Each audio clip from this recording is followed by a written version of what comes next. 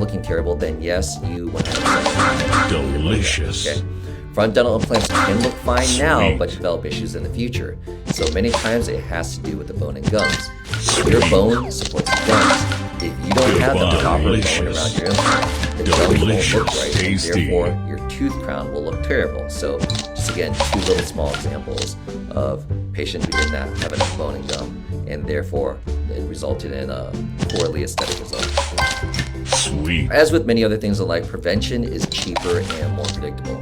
So proper planning, execution, Sweet. and prevention by having enough bone and having the proper implant sizing and placing the implant where it's supposed to be will help give us this predictability, okay?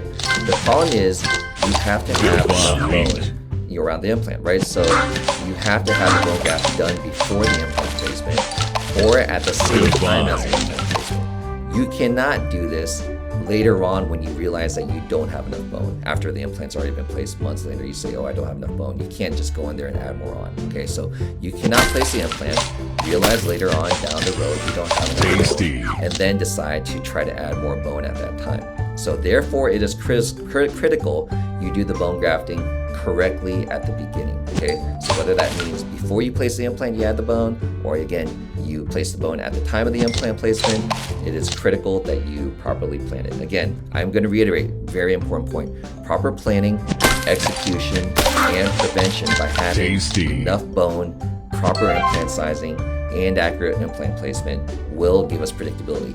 It's a heck of a lot easier to get predictability with your dental implants versus trying to fix things later on, okay? That's what any dental implant specialist will tell you, okay?